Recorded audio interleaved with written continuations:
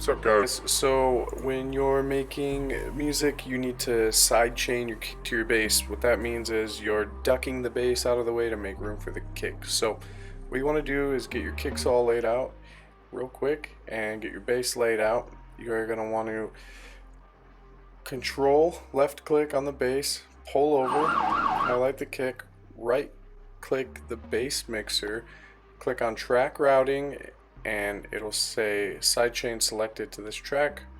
Click on that. Cool. Now you're going to want to pull up Fruity Limiter, so load that up on the bass, and you're going to right click on sidechain and sidechain it to the kick.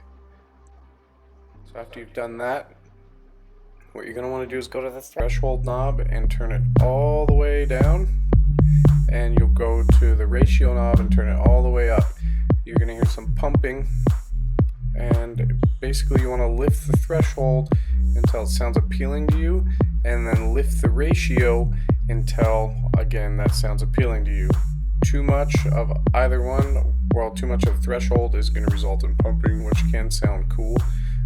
Don't go too hard on the attack. Too little attack is going to result in the compressor not kicking in time, and no release will make it sound like shit as well. So if you just copy these settings I got here, that should get you ballpark where you need to be.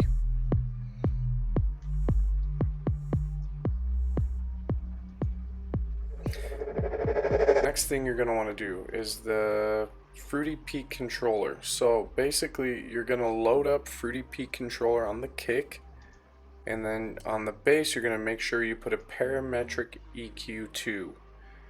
Copy my settings on the Fruity Peak controller. So this one, 50%. That, I mean, you kind of put it where it's at, but you'll see more in a minute. And the tension and decay should be pretty self-explanatory what they do. So after you get the Fruity Peak controller loaded on the kick, you're going to want to go to the bass. EQ, set that to about 200 Hertz. You're going to right click on the decibel knob. So the menu didn't show up on the screen capture I did on that main video. So anyways, you're going to right click on the gain for the lowest frequency, hit link to controller.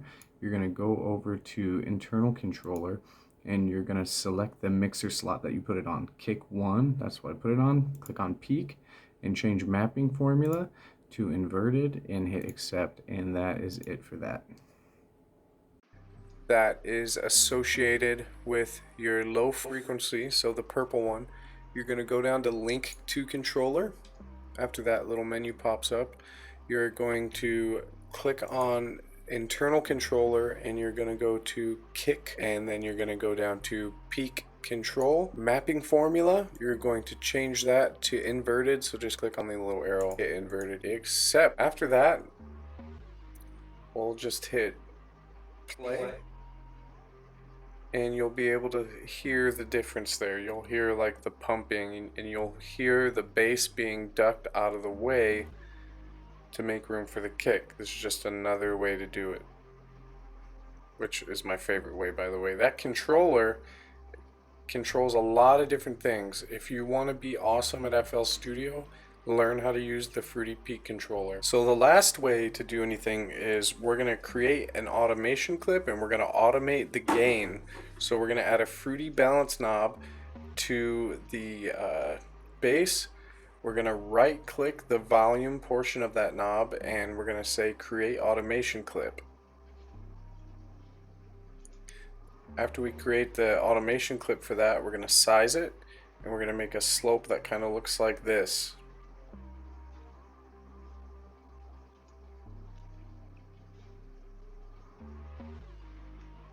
So that means the volume's low at the start and it gets higher up. So it's ducking out of the way for the bass, and once it goes away, the bass comes back, sounds good again, right?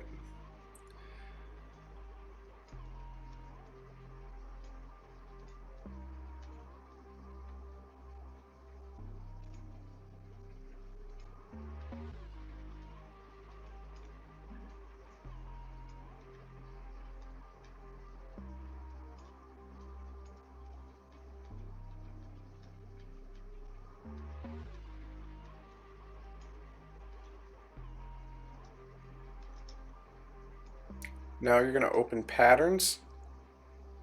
After you open patterns, you're going to want to find your kick. You're going to copy your kick pattern, so just Control C to copy the pattern.